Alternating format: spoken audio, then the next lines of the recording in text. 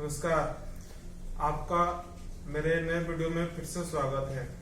Welcome to my new videos. आज का topic है न्यू एजुकेशन पॉलिसी, यानी भारत सरकार द्वारा नया एजुकेशन पॉलिसी लाया गया है। तो ये कैसा है, इसको किसके किसके लिए प्रॉफिटेबल होगा, इसके बारे में कुछ चर्चा करेंगे।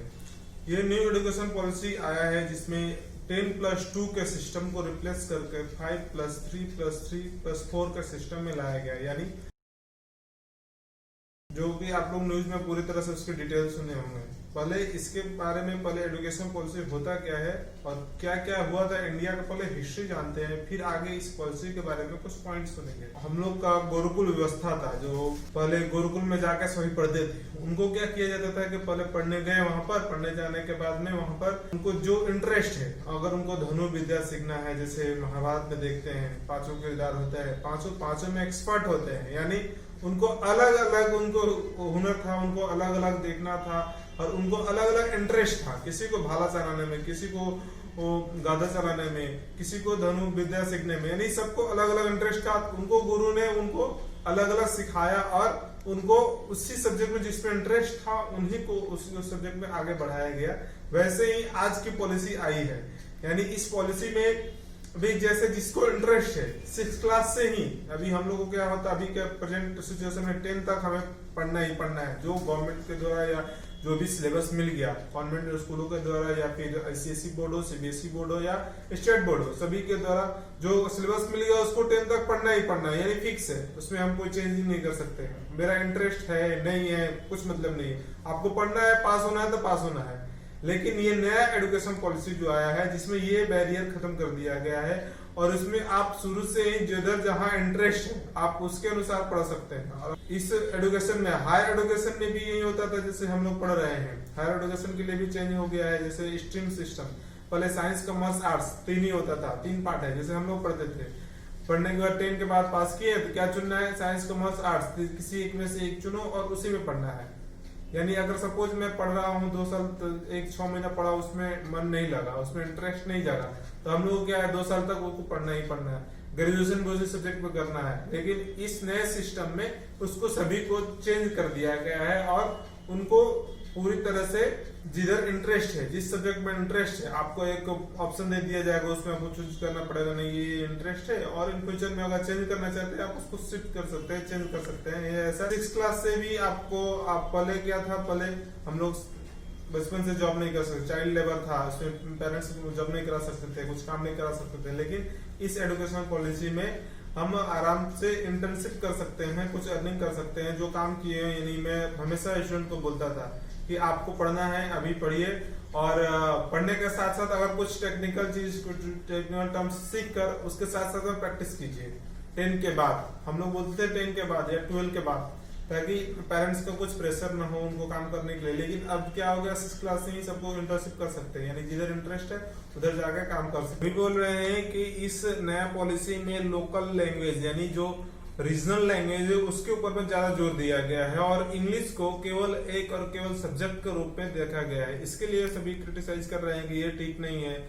इंटरनेशनल लेवल वो कंप्लीट करने के लिए हमें इंग्लिश में सीखना पड़ेगा, इंग्लिश में ही पढ़ना पड़ेगा, इंग्लिश में ही सबके सामने बोलना पड़ेगा। तो इसके लिए एक है कि आप अगर मैं हूँ, अगर हिंदी में पढ़ रहा हूँ, हिंदी के बारे में जानता हूँ, हिंदी के में उसको समझ सकता हूँ, उसको रियलाइज कर सकता हूँ, तो ये तो अच्छा पॉइंट है कि हम हिंदी में समझ करके हिंदी में उसको इम्प्लीमेंट कर सकते हैं, या फिर रीजनल किसी भी रीजनल लैंग्वेज हो। लेकिन ऐसा होता है, जैसे मैं खुद ही था 10 हिंदी मीडियम से पढ़ा और इंग्लिश, और 11-12 में जब गया इंग्लिश मीडियम पढ़ने के लिए, तब तक मेरे को इंग्लिश का कुछ नॉलेज ही नहीं था। 3-4 मिनट तक स्ट्रगल करना पड़ा, उसको बार बार इंग्लिश को मेरे को ठीक करना पड़ा, लैंग्वेज ठीक करना पड़ा, फिर जाकर मैं थोड़ा सा कंप्लीट कर पाया, सबके साथ में ट्रेवल कर पाया।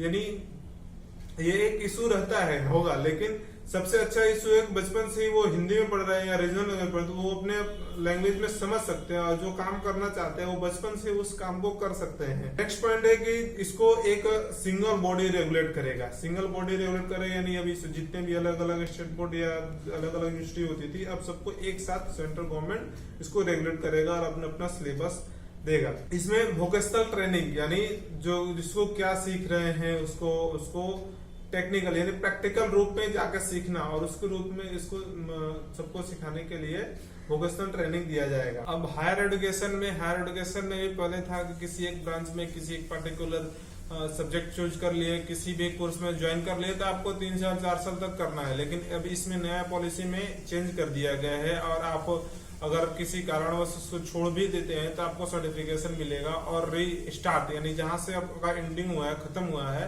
वहां से फिर से वापस चालू कर सकते हैं। यानी अगर 1 ईयर कोर्स करके छोड़ देते हैं तो आपको सर्टिफिकेशन कोर्स मिलेगा, 2 इयर्स छोड़ते हैं तो आपको डिप्लोमा का सर्टिफिकेट मिलेगा, और 3 इयर्स में बोलते हैं तो ग्रेजुएशन का मिलेगा, और 4 इयर्स तक करते हैं तो आपको एक सब्जेक्ट का स्पेशलाइजेशन में डिग्री मिलेगा।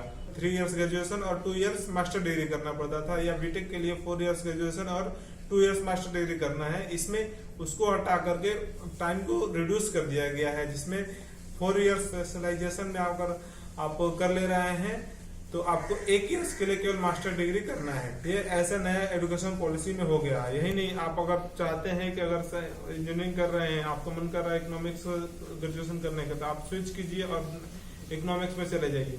इकोनॉमिक्स नहीं मन कर रहा है, आर्ट्स पढ़ने का, ह्यूमैनिटी सब्जेक्ट पढ़ने का मन कर रहा है, आप स्विच कीजिए, उसमें जा सकते हैं। यानी कुल मिलाकर ये पूरे पॉलिसी को चेंज करके जिधर स्टूडेंट का इंटरेस्ट है, यानी जिधर भी जाने का इंटरेस्ट है उधर की तरफ जाओ, और ये बहुत ही अच्छा इम्प्लीमेंट है। इन फ्यूचर में 2030 तक 2040 तक ये टारगेट रखा गया है कि इसको इम्प्लीमेंट करके और इसको नॉर्मल यानी ग्राउंड लेवल तक पहुंचाने का टारगेट रखा गया है।